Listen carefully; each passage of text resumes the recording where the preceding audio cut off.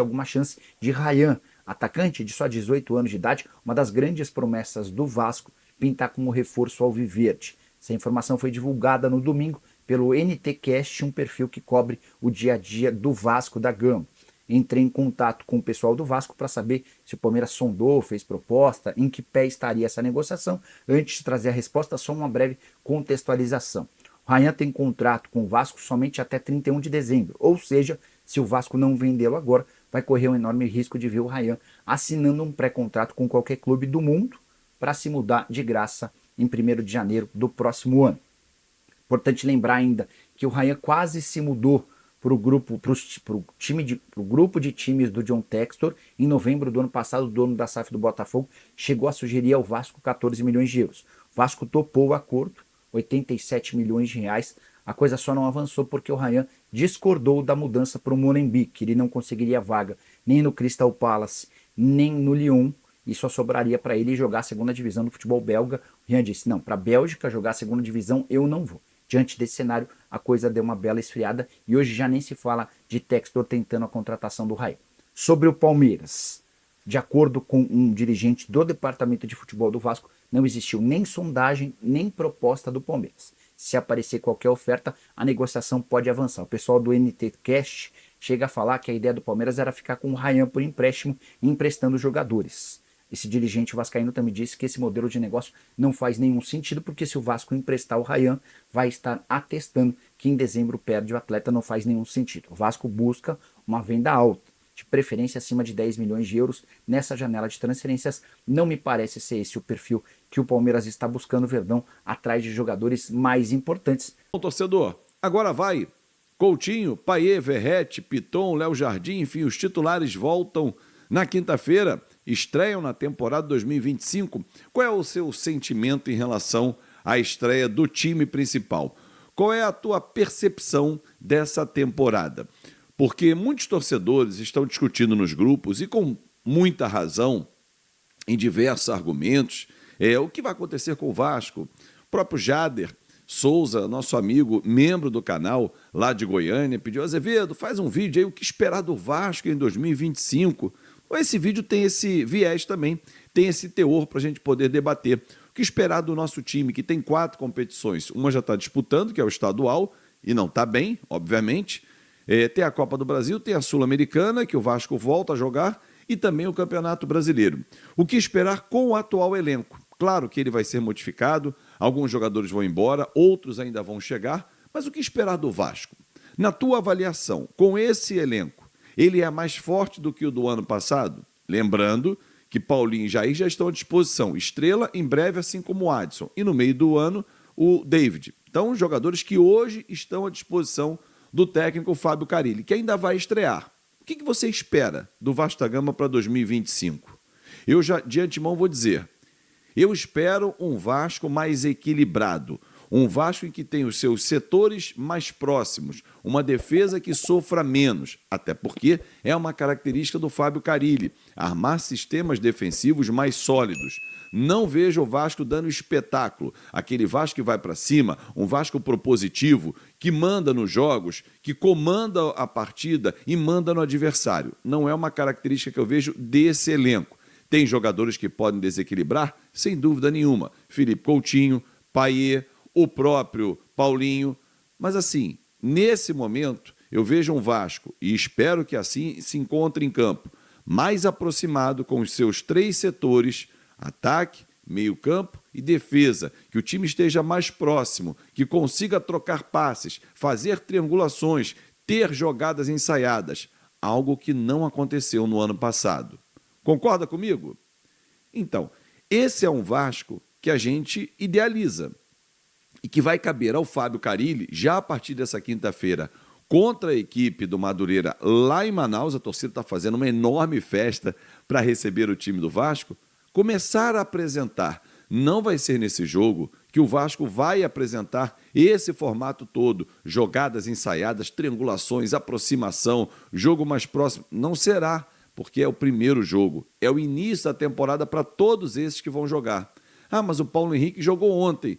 Ah, mas o fulano, o Paulinho e o Jair já jogaram. Cara, tem entrosamento, tem o Tietê para entrar nesse time, tem o Maurício Lemos para entrar na zaga. Então, há uma questão também, além da física, que é fundamental nesse início de temporada, a questão técnica de entrosamento também. Esses jogadores precisam se conhecer. O Tietê vai conhecer como é que jogam esses outros jogadores de meio campo, como, por exemplo, como é que joga o Jair, como é que joga o Paulinho. Ele nunca jogou com esses caras. Como é que joga o Coutinho? Pô, mas ele via na televisão, é diferente. Então, esse conhecimento, quem é que vai fazer a dupla de ataque com o Verratti? Vai ser o Payet? Vai ser o Alex Teixeira? Vai ser algum garoto? O Maxime Domingues vai ter mais minutagem? O Jean David fica, né? O Jean Davi vai ficar? O Emerson Rodrigues vai ficar? Zé Gabriel fica? De Luca fica? Serginho fica? Eu acho que esses 5 últimos que eu falei não ficam. Mas não é simples. Olha, muito obrigado, valeu, vocês não vão ficar. Estão sob contrato. O Emerson, por exemplo, pertence ao Inter Miami. Como é que faz para devolver um jogador que está sob contrato? Tem uma multa a pagar. Como é que faz para negociar jogadores que têm salários altos, como o Serginho e também o Zé Gabriel? Isso não é fácil. Ah, Azevedo, mas isso é uma tarefa da diretoria. É verdade. E é uma obrigação da diretoria achar essas saídas. Principalmente o Marcelo Santana, que é quem comanda a pasta executiva. Mas não é simples. Porque você pode encontrar um clube que queira levar esses jogadores, mas quando eles se deparam com o salário que eles ganham no Vasco, o clube fala assim, cara, eu não pago integral, e nem metade. Metade de 430 mil dá 215 mil reais. Qual é o clube interessado num jogador do Vasco que ganha 430 mil, vai pagar 215 mil? Não paga. Olha, eu pago no máximo 100. O Vasco tem que arcar com 330, ou seja, a desoneração da folha é pequena. Então, esse é um problema que o Vasco enfrenta também. Tecnicamente, esses jogadores não entregam mais? Ok, isso nós já concordamos. Mas como é que faz para abrir espaço? Porque para contratar também precisa abrir espaço. Pô, mas foram contratações mal feitas. Algumas sim. O Jean, ele joga na seleção chilena. Esse argumento de que joga na seleção chilena, para mim, ele não é suficiente. As seleções da América do Sul, algumas, e a chilena é uma delas, não tem um nível elevado hoje. Na própria brasileira, nós questionamos alguns jogadores, o que dirá na chilena, na uruguaia. Talvez você não questione a seleção argentina, campeã do mundo. A colombiana você questiona, a equatoriana você questiona, a venezuelana você questiona, a boliviana. Então, assim, mas ele faz parte da seleção chilena. Ok, mas não está rendendo no Vasco. Mas ele entra em posição errada. Cara, ele já entrou na ponta esquerda, que é onde ele gosta de jogar, algumas vezes. E não está entregando, não vai para cima, não faz 1 contra 1, não balança as linhas, não faz infiltração. Eu não vejo isso. Pelo menos até agora não fez. Mas deixa o Fábio Carille chegar que ele vai comandar, ele vai mudar. Então, beleza. Mais quantos jogos? Mais 5 jogos? O estadual pode ser um corte legal? Ok, não só para ele. Como para o Emerson Rodrigues também, que não rendeu no ano passado e teve sequência pra caramba no Vasco.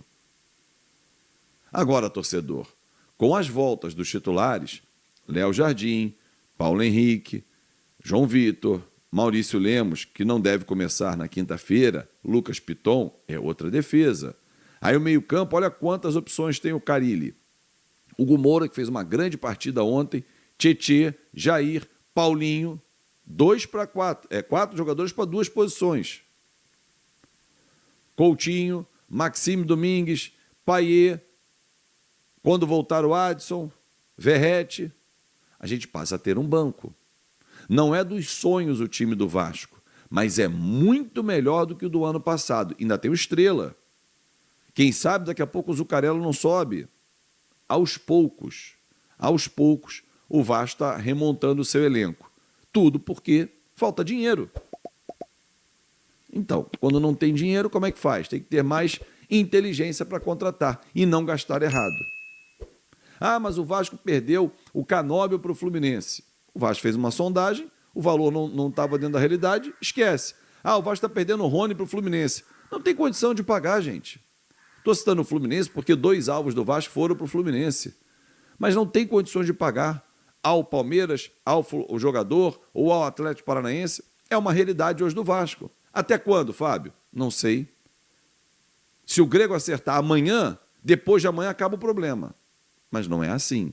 Demanda um pouco de tempo.